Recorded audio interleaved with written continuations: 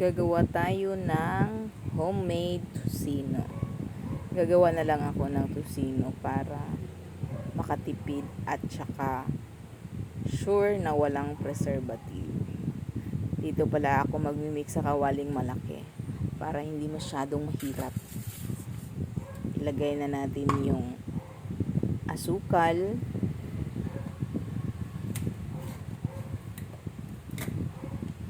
imimix ko muna tong mga dry at saka yung liquid para hindi ako mahirapan maghalo-halo mamaya sa karne. Kasi pag ibubuhos ko lang siya. Nalaglag pa yung takip. Kasi wala akong dyan. Anong tawag nito? Walang kumukuha sa akin ng video. Ako lang talaga. Lagyan natin ng konting oyster sauce. Konti lang talaga. Paano yun? 1 tablespoon. Konting toyo para iba kasi yung alat ng oyster sauce tsaka alat ng soy sauce.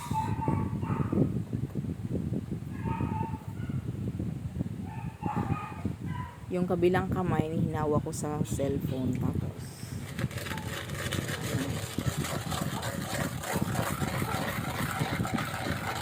nilagay ko na to sa stand. Hanap ko na yung stand kasi parang ang hirap-hirap ko kasi mag-mix na. Kaya gumamit na ako ng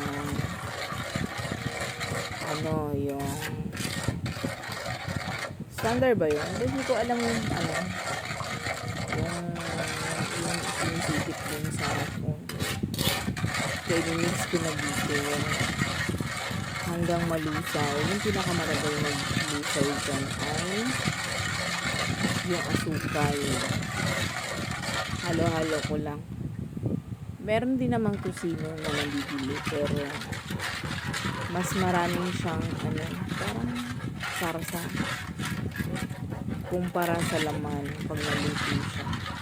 Kaya bumili na lang ako ng lomo sa palengke. Ginawa ko na sila na pala ang pinapaslice. Tapos pinutul-putul ko na lang bago lutuin. Yan, medyo malapot. Pineapple juice, toyo, oyster sauce. Ang nagpapasarap lalo yung garlic powder. Medyo nangawit na tayo dito na. Lagay na siguro natin. Tama yung lusaw na rin naman siya. Pero hindi as in lusaw. Pero nalusaw na yun. Tapos nagbalot na ako sa kamay ko ng plastic. Kaya wala man ako yung gloves. Wala man ko yung plastic gloves.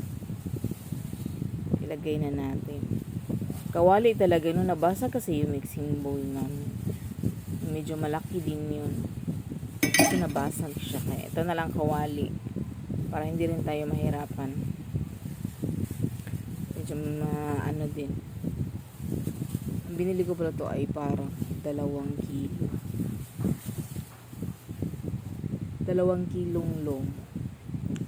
Ang presyo dito sa lomo ay parehas ng liempo, 300. 20. Mga ganyan. Yan, i-diin lang natin yan. Kasi kung hindi ko siya tinunaw, kung hindi ko hindi ko na minix yung mga ingredients, mahirapan ako magbaliktad-baliktad ng ganyan. Pero pag pag lusaw na siya, edi ganyan na lang, babad ko na lang siya.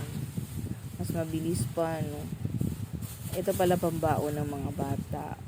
Or, pang ulam namin. Lagay lang sa ref. Madali na siyang iprito. Tsaka malambot lang din ito. Pag pinrito, kukuha ka lang. Tapos, gupit-gupitin mo na lang. Huwag mo nang hiwain. Tocino pink, pero hindi namin nilagyan ng pangkulay. Natural lang siya. Ganyan lang. Kaya tinanong ng anak ko na bakit daw hindi pink ang tusino namin. Hindi man ako nakabili ng pangkulay. Pero okay na rin naman kung ano. Kaso hindi lang siya mahalata. Yan, tapos na ilagay na natin dito sa baunan. Para ilagay natin sa ref muna. Tapos bukas na natin kakainin. Bukas na tayo magluto. Pero medyo makapal nga itong makapal ang hiwa. Kasi yung tusino na bibili, sobrang nipis. Sobrang nipis yung Kaya medyo madami-dami. Matagal din namin to bago na ubos.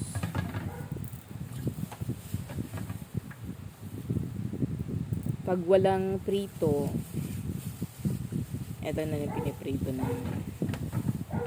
Tapos baon ng mga bata.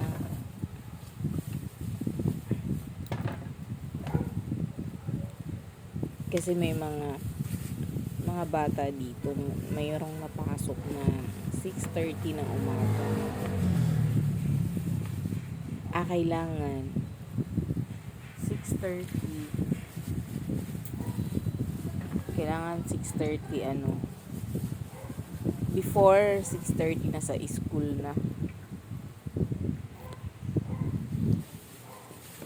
Tapos